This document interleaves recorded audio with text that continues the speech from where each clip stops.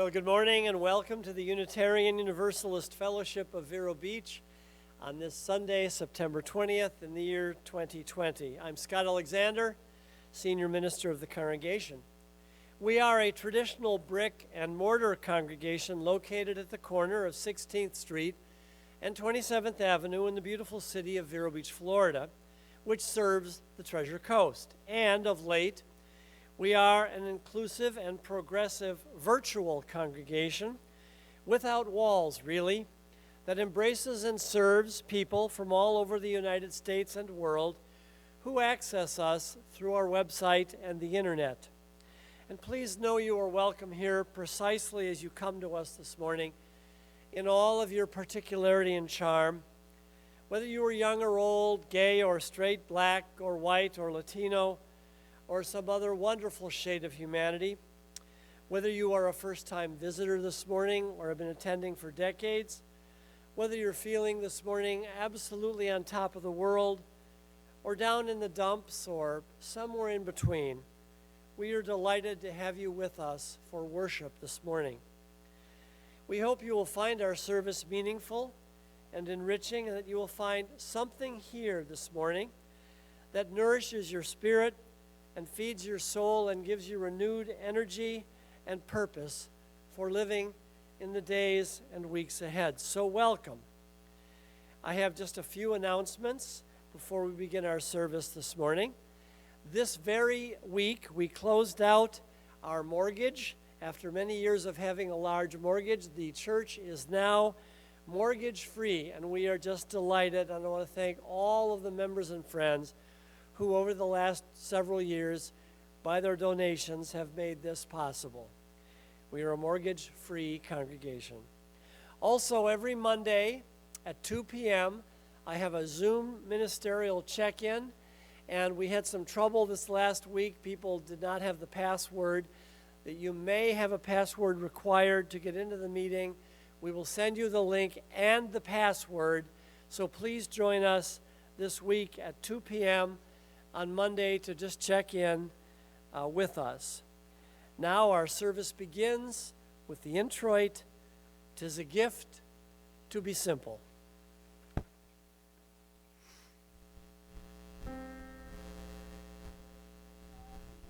To be simple, 'tis a gift to be free. 'Tis a gift to come down where we ought to be. And when we find ourselves in the place just right, 'twill be in the valley of love and delight, when true simplicity is gained. To bow and to bend, we shan't be ashamed. To turn will be our delight, till by turning we come round right.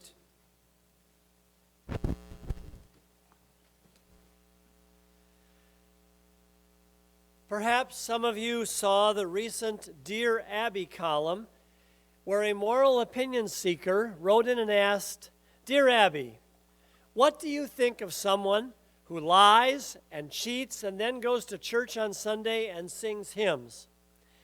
Abby's response was, quote, "That person is going to the right place." Amen, dear Abby. We gather here on Sundays not because we are perfect and pious and righteous beyond reproach.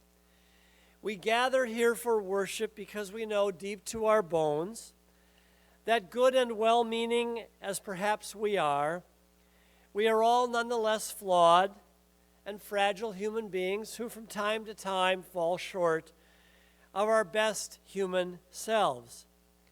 And so, imperfect people that we are, we gathered here on Sunday to remind ourselves that we can always grow into becoming better people, becoming in our daily living wiser, kinder, more loving and responsible human beings.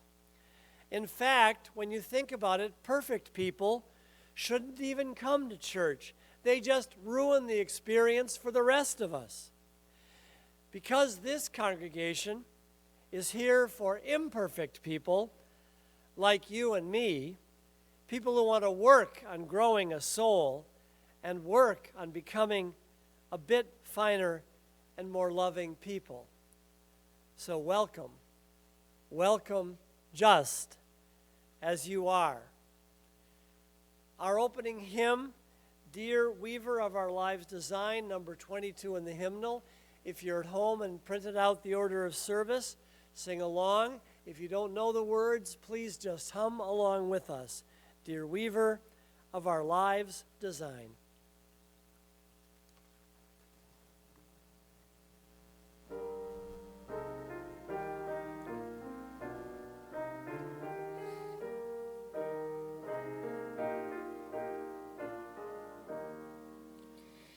Dear weaver of our lives' design, whose patterns all obey, with skillful fingers gently guide the sturdy threads that will survive the tangle of our days. Take up the fabric of our lives with hands that gently hold, bind in the ragged edge that care would sunder and that pain would tear, and mend our raveling souls. Let eyes that in the plainest cloth a hidden beauty see, discern in us our richest hues, show us the patterns we may use to set our spirits free.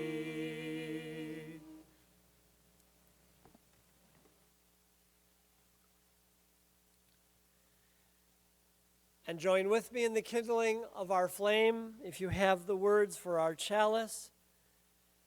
By degrees, the comforting light of what you may actually do and be in an imperfect world will shine close to you and around you and more. It is this that will lead you, not to perfection, but always toward it.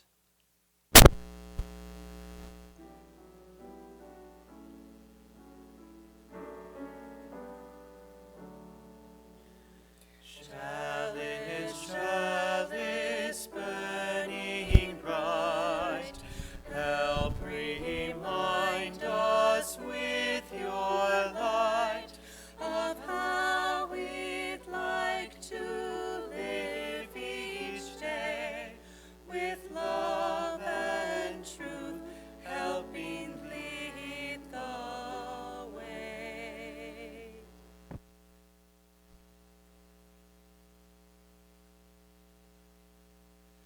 Good morning. Sometimes when we focus on what we don't have, we forget about all the special things that we do have. Let's see how a bird named Bernard, with enormously large wings, learns to accept himself just the way he is, with Bird Hugs by Jed Adamson. Bernard wasn't like other birds. When he was a baby, he didn't know he was different. Life was simple and fun. Then Bernard's friends began to fly. No matter how many times he tried, it was something he couldn't do himself. Embarrassed by his useless wings, he tried to make them smaller.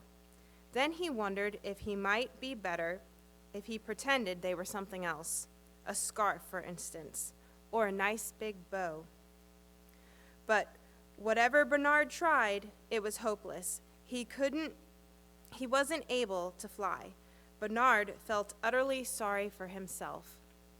But then, one evening, he heard a sound. It was coming from someone even more dejected than Bernard. "I feel very sad, and I'm not sure why," wailed the orangutan. Bernard jumped up and with his long wings gave the orangutan a big hug. "Wow, that made me feel a whole lot better," said the orangutan. "Thank you, kind bird." The next day, Bernard woke up to a line of other animals shouting, "We want hugs!" So Bernard hugged a bear, then a rabbit, a whole group of birds. He hugged a very ticklish crocodile and a very slippery frog. Even a worm wanted a hug, which you'll have to agree was pretty brave of the worm. Bernard didn't feel sorry for himself anymore, and all the hugging had made his wings feel strong. Bernard discovered that helping the other animals had given him something he hadn't expected: new friends. And friends can help you do anything. Thank you for allowing me to share the Time for All Ages with you.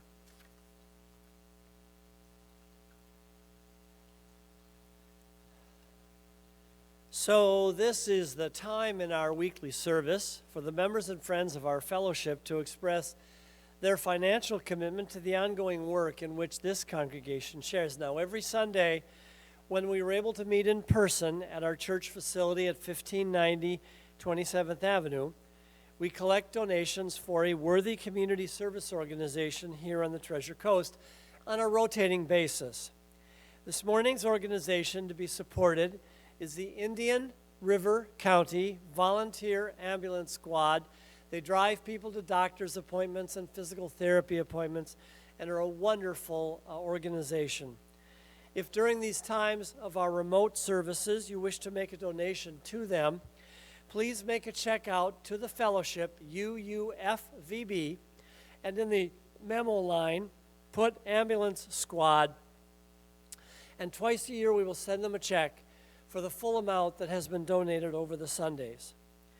We would also remind all members and friends of our congregation, whether they are watching us on the internet this morning here on the Treasure Coast or from somewhere else in the country or the world, that we need your continuing and faithful financial generosity, especially in this difficult time of COVID. You can either use the convenient Donate tab in the yellow band across the top of our UUFVB website, or mail a check, or bring it in to our UUFVB offices. They're open 9 to 4 every day, weekdays that is, at 1590 27th Avenue here in Vero Beach. And if you notify us, our bookkeeper can also automatically charge pledges and contributions to a credit card or bank account of your choice. Thank you in advance for your generous support. The morning offering, as Margreta plays, will now be received.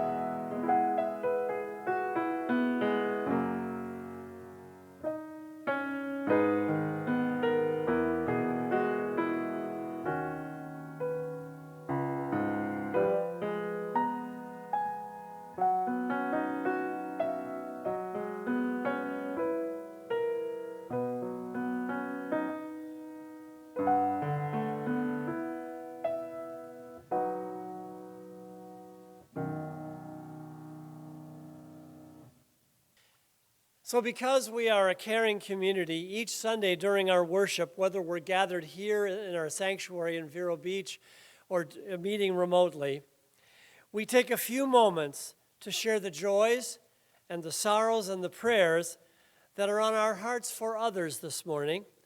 I have several to share with you before I invite you to participate with us in our ritual of stones and waters. First, Pete Kersey, longtime member, is home after a recent fall.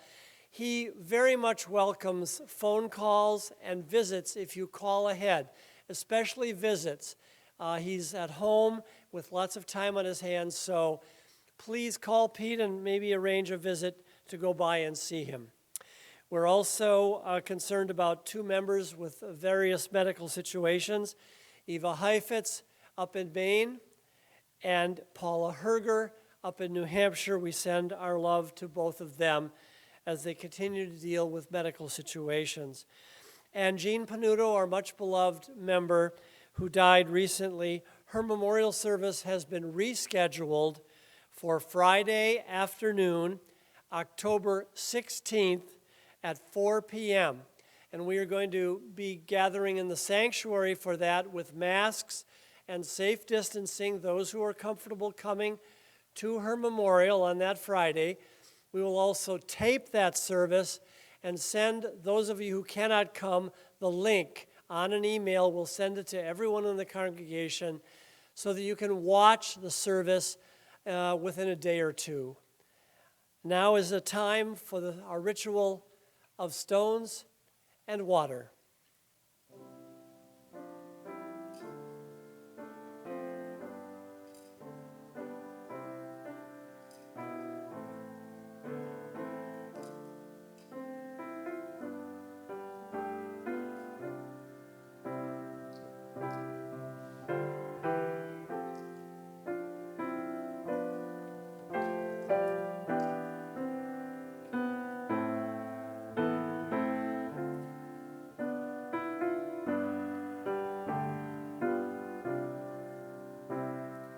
Spirit of life, come unto me. Sing in my heart all the stirrings of compassion. Blow in the wind, rise in the sea, move in the land, giving life the shape of justice. Roots hold me close, wings set me free. Spirit of life, come to me, come to me. My topic this morning is perfectionism, and to help us with that, today's reading will be read by our dear member, Coco Burt. It is a piece by Judith Fjorst.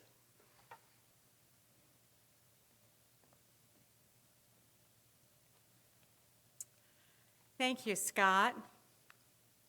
Over 50 years ago, American writer and humorist Judith Vorst wrote a piece titled My Self-Improvement Program, and she included it in her book, How Did I Get to Be 40 and Other Atrocities? So I share the voice of Judith from the late 1960s, early 1970s. I've finished 6 pillows of needlepoint, and I'm reading Jane Austen and Shakespeare, and I'm up to the pork with black beans in advanced Chinese cooking. I don't have to struggle to find myself, for I already know what I want. I want to be healthy and wise and extremely good-looking. I'm learning new glazes in pottery class, and I'm playing new chords on my guitar. And in yoga, I'm starting to master the lotus position. I don't have to ponder priorities. I already know what they are: to be good-looking, healthy and wise, and adored. I'm improving my serve with a tennis pro, and I'm practicing verb forms in Greek. And I've processed all my childhood issues with my psychiatrist. I don't have to ask what I'm looking for, since I already know that I seek to be good-looking and healthy and wise and adored and contented. I've bloomed in organic gardening, and in dance class, I have tightened my thighs. In my women's group, I'm known as the best listener. And I'm working all day, and I'm working all night to be good-looking and healthy and wise and adored and contented and brave and well-read, and a marvelous hostess, and fantastic in bed, can't forget to put that one in, and bilingual, and athletic, and artistic. Won't someone please stop me now?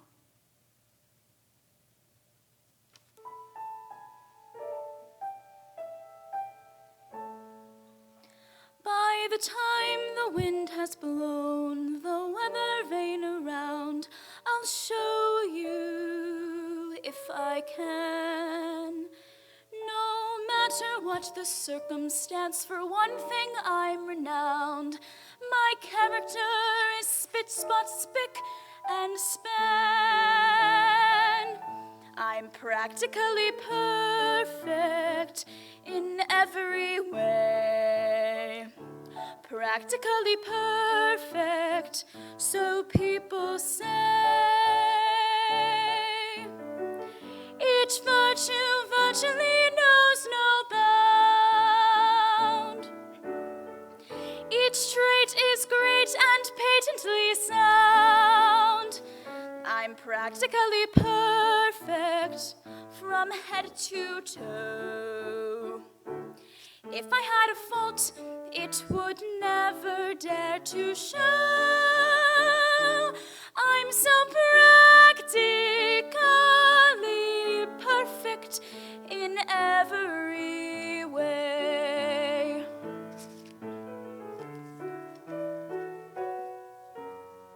Both prim and proper, and never too stern. Well educated, yet willing to learn. I'm clean and honest, my manner refined,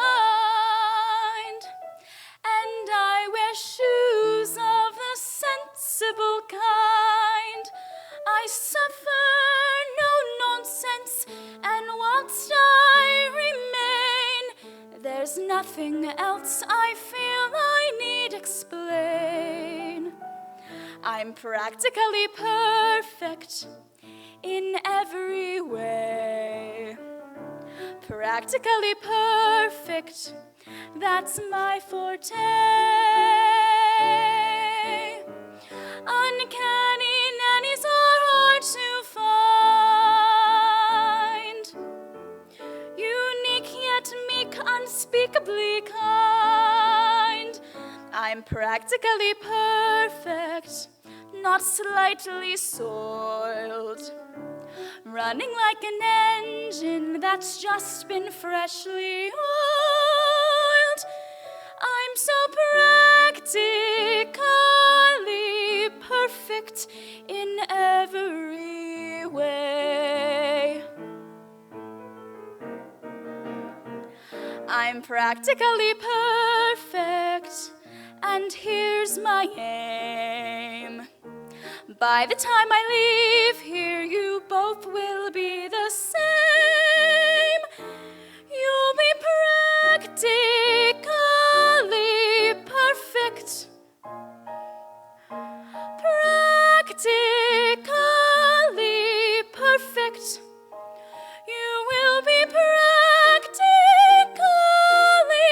perfect in every way.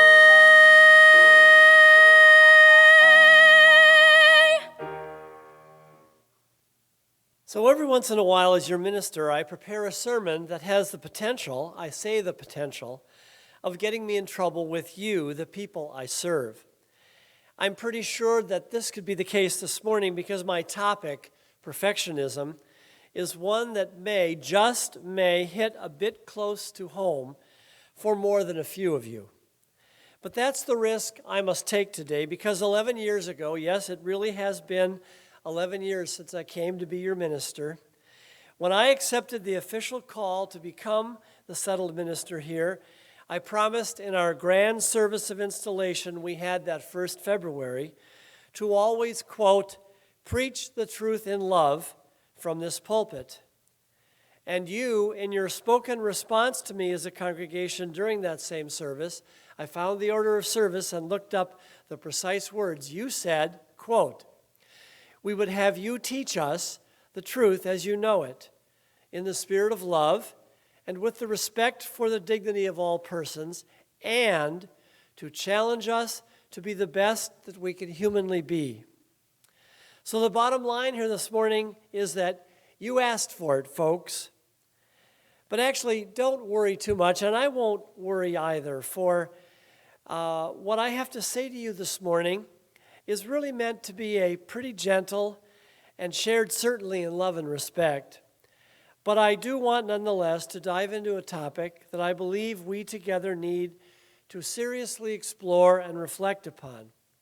And that simply is the inclination that I believe many of us have, both as individuals and as members of this UU congregation, toward perfectionism, which, as I think you probably all understand, does not always work out to our mutual human benefit. So to get us going on this topic this morning, let me start by explaining my curious title, Ralph's Pretty Good Grocery Store. What's up with that? I'm from the Midwest, Wisconsin actually, and when I was growing up, Saturday night, every Saturday evening in our household was devoted to listening to a Prairie Home Companion on NPR radio. My mother especially, Marcia, loved to listen to the laconic musings of its folksy host, Garrison Keillor. One of my favorite parts of that show were the obviously fake ads from imaginary Lake Wobegon businesses that would run. All the ads were funny. Remember the one for powder milk biscuits? Quote, made from whole wheat, in the blue box, that gives shy persons the strength to get up and do what needs to be done. But the ad I remember most fondly was the one for Ralph's Pretty Good Grocery Store in Lake Wobegon. Often at the beginning of the show, Mr. Keillor would solemnly intone, tonight's program is brought to you by Ralph's Pretty Good Grocery Store. Ralph's Pretty Good Grocery. If you can't find it at Ralph's, you can probably pretty well get along without it. Ralph's Pretty Good Grocery Store. If you can't find it at Ralph's, you can probably pretty well get along without it. Now, I imagine a lot of you laughing at home as you listen to this. But that's probably because when it comes to grocery shopping anyway, these days in America, and certainly here in high expectation Vero Beach, we are pretty much used to not Ralph's Pretty Good Grocery Store, but virtually unlimited selection and near perfect food when it comes to our large chain grocery stores. When I shop locally at any of our large, bright, spacious, and well-stocked stores, almost every food product known to humanity is available to me. From the vast and appealing produce section with its 12 varieties of lettuce every day, to the inviting bakery with the near endless selection of sweet-smelling pastries, to the expansive meat case, to the replete international food section. Our grocery stores here are overflowing with gorgeous, enticing food, which comes to us fresh and fulsome from all over the world.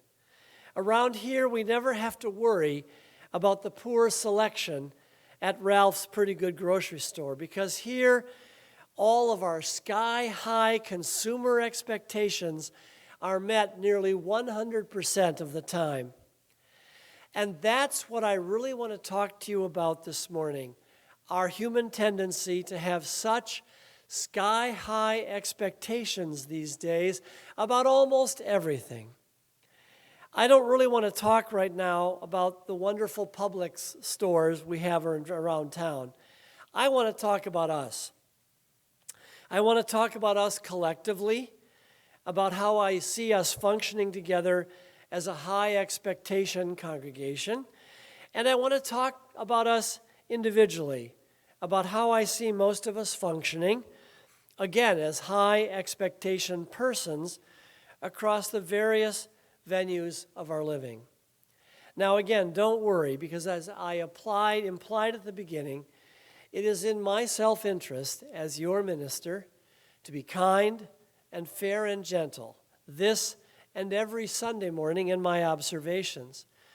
But when it comes to what I perceive to be our inclination toward perfectionism as Unitarian Universalists, I do have several what seem to me important observations that I sincerely want to share with you now. Look, I've been a Unitarian Universalist my entire life. I had earnest UU parents, grew up in a UU congregation, went to a UU seminary, have authored 5 UU books, was a traveling denominational executive for a decade, and I've been a UU parish minister, serving a variety of congregations from all over the continent for the entire 47 years of my professional career. I honestly don't think that there is anything significant about Unitarian Universalism or Unitarian Universalists that I don't organically understand deep to my bones. And that is why I think I can state unequivocally that as a religious people, we are inclined, for better or worse, to the double-edged sword of perfectionism. Now, I say double-edged sword because I believe that our having these high expectations as UUs has both positive and negative repercussions for us. On the one hand, we UUs strive toward excellence, precision, and competence in just about everything we do. And that is surely a good and useful thing, for who wants to be sloppy and mediocre? But the striving toward excellence means that we can also regularly have and feel the need to express unreasonably high expectations for perfection in all things human. Let me please give you one current example, if I might. In early March of this year, in response to the coronavirus pandemic that swept across our nation and our town, here at UUFVB, we had to, as you all know, suddenly adopt a whole new remote internet way of creating and delivering our Sunday morning services. This involved quickly learning how to competently compile and videotape our services in advance. This service is being taped on a Wednesday for you to take into your hearts on Sunday and present them in as polished a format as possible via a live YouTube channel at 10 a.m. every Sunday. Now, I am honestly very proud of the way our staff and volunteers, in very short order actually, rose to this unexpected and somewhat complex challenge. While our learning curve has been steep, I believe we have, over the ensuing 7 months, done pretty well as a congregation of our size and with the resources we have. And we've made steady progress every week, producing quality worship and eliminating most of the minor technological glitches that we have encountered. And we truly appreciate the staff and volunteers, all the generous and kind things that many members and friends of the congregation have said about these efforts. But I must tell you that for all the many things we've gotten just right, each week, without exception, we hear from a variety of members who feel the need to point out to us even the smallest imperfections from the service just completed. The microphone on the piano wasn't turned up high enough, or it was too loud. The lighting on the pulpit was too dim or too bright. I couldn't really hear the singer on the left side of the stage. The camera jerked around a little bit during the reading. There were too many flowers on the chancel. There weren't enough flowers on the chancel. I saw too much of Scott's bald head because of the high camera angle. There was some irritating buzzing during the first part of the prelude.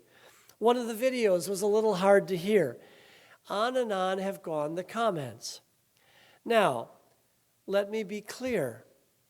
Those of us, staff and volunteers, who work so hard to put these remote video services together want them, of course, to be just as high a quality production as possible. And we don't like the occasional glitches or distractions any more than you do. And we do want constructive feedback. But in the same breath, I must tell you that for us to receive all these minute Monday morning post-mortem notifications of every single technical imperfection we might have encountered is a bit discouraging to us. Again, it's not that we don't value constructive feedback. We do. But I must tell you honestly that we also wish people could just refrain now and again from pointing out to us absolutely every small or perceived imperfection in our videotape services. Don't worry, we notice them too. I guess what I'm saying to you this morning is, hey, good folks, please relax just a bit. Your staff and volunteers are doing the best we can with a complex new technological situation. In the middle of next month, in fact, we are shifting to a whole new video technology, live streaming services on Sunday with $18,000 of new high-tech equipment and a whole set of new technological challenges, and we are certain to have new Sunday production imperfections. So please, I'm saying to you this morning, bear with us, cut us a bit of slack, and please don't feel the need after each service to point out to us every last imperfection or flaw that you perceive. There, I've said it. Look, as a dyed-in-the-wool you myself, I too am vulnerable to perfectionism. Many of you, for example, when we were meeting here in the building during Sundays, have seen me running around before the services picking up errant leaves that have blown in on the foyer carpet, or seen me picking up litter in the parking lot or Windexing fingerprints off the front door glass. I too have very high expectations for the quality of things here at the Unitarian Universalist Fellowship of Vero Beach. But maybe like the good people of Lake Wobegon, you and I would do well to settle for something a bit less than absolute perfection. Remember Ralph's relaxed motto: if you can't find it at Ralph's, you can probably pretty well get along without it. The same thing is true here at church. Not everything needs or indeed can be absolutely perfect around here 100% of the time. And what is true for us as a congregation, that we would all do well to collectively control our rather unjoyful inclination toward perfectionism around here, is also true for us as individuals, as we each try to successfully live out our all too short lives in this amazing and vexing world of ours.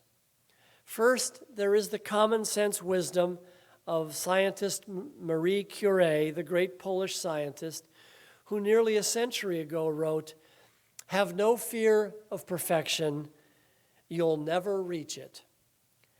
Despite the wonderful anthem we had today, Practically Perfect, which Emily sang to us this morning, we human beings, as far as I can tell anyway, are not designed for perfection. And deep down, of course, we all know this. The whole idea of you constantly striving to achieve personal perfection in absolutely everything you do is not only unrealistic, it will also make you downright unhappy, if not crazy. A recent article in the magazine Psychology Today describing the curse of perfectionism puts it this way, quote, "There is a difference between striving for excellence in our lives, which is a good and achievable thing, and demanding perfection, an unrealistic and unhealthy thing. Personal perfection is, of course," the article goes on, "an abstraction, an unrealistic possibility in reality. And when taken too far, the striving for perfection can lead to negative outcomes, like procrastination, a tendency to avoid challenges, rigid all or none thinking, toxic comparisons, and a lack of creativity. Perfectionists set unrealistically high expectations for themselves and others," Psychology Today points out. "They are quick to find fault and are overly critical of mistakes. They shrug off compliments and forget to celebrate their success. Perfectionism is often driven by fear of failure, feelings of unworthiness, low self-esteem, and adverse childhood experiences. It is frequently accompanied by depression, anxiety, obsessive-compulsive disorder, eating disorder, even suicidal impulses." And then the article ends. "Perfectionism is a trait that makes life an endless report card on one's accomplishments or looks, and it can be a fast and enduring track to unhappiness." And then the authors of this article go on to describe 3 domains in which our perfectionism plays itself out. Here they are. First, self-oriented perfectionism, which imposes an unrealistic desire to be perfect on oneself. 2, other-directed perfectionism, which imposes unrealistic standards of perfection on others. And 3, socially prescribed perfectionism, which involves one perceiving that unrealistic expectations are being imposed on him or herself from others. Now, any of these 3 perfectionist domains can cause real emotional and spiritual trouble in our lives. We all understand, when we really stop ourselves to think about it, that neither life nor persons ever come to us perfectly perfect, nor, of course, should they. Everything in this tender and mortal creation of ours is flawed, is imperfect, and is incomplete and unfinished. Yet many of us are frantically living as if we individually can somehow be the exception to this rule. How many of you found yourself laughing out loud earlier in the service when Coco read this morning's humorous Judith Viorst reading about the folly of seeking personal perfection? Won't somebody please stop me. Maybe this is because in this reading you recognized yourself in her frantic images of desperate self-perfection. So I pray you, dear friends, relax inside.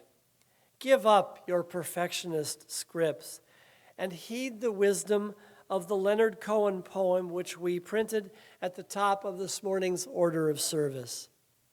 He said, "Ring the bells that still can ring. Forget your perfect offering. There is a crack in everything.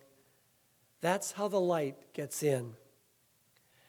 Our friends at McDonald's Corporation said it even more simply in an ad campaign a few years back. They coined the wise slogan, "Give yourself a break today." That's what I am gently and lovingly saying to all of you perfectionists and overachievers out there in the pews this morning and at home. For God's sake and for your health, give yourselves a break today. You are not perfect. I am not perfect. This congregation will not be perfect. Our media services will not be perfect. And by God, they don't need to be. Again, excellence and the striving for excellence is good, but not if it comes at the cost of driving us perfectly crazy, distracting us from one another, and making our lives critical, obsessive, and joyless. As much as I and others want to achieve excellence here at UUFVB, a wiser, more spiritual part of me knows that ultimately we'll be better off as a living, breathing religious community if we just relaxed a little bit, lowered our expectations somewhat, and stopped trying around here to do everything absolutely perfectly every day in every way. We must remind ourselves together and out loud and quietly in our individual hearts that life is too precious and too short for us to spin our wheels, distract our days, worry ourselves sick, and drive ourselves perhaps into an early grave, frantically clawing our way toward imagined perfection. Let me once again lovingly whisper in your ear, this time as a closing prayer, the words of the poet Leonard Cohen. Ring the bells that still can ring. Forget your perfect offering. There is a crack in everything. That's how the light gets in. Amen.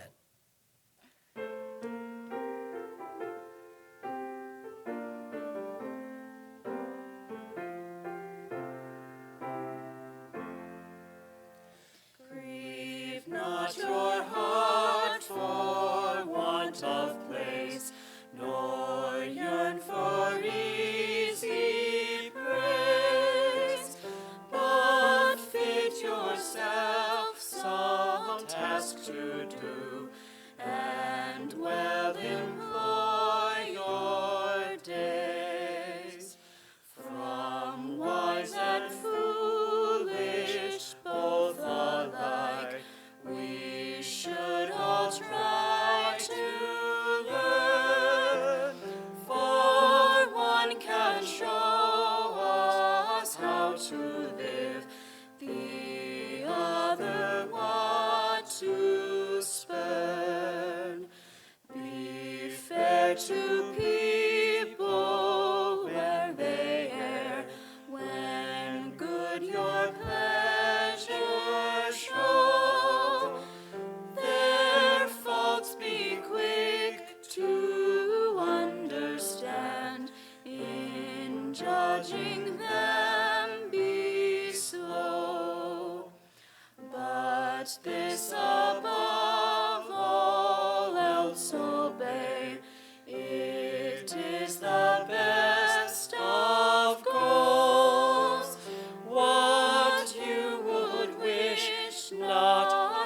to you. Do not to other souls. Our closing words today come from my good friend, the Reverend John Corrado in Michigan, who reminds us, dear people, as you leave this good house, remember to be gentle with yourselves. You're okay, just as you are. Life has no erasers, but life is okay too. Don't be afraid. Have faith. Say yes in spite of the temptation to say no. Be a healer. Address the world with wonder. Engage it with courage, daring love, daring trust, daring hope.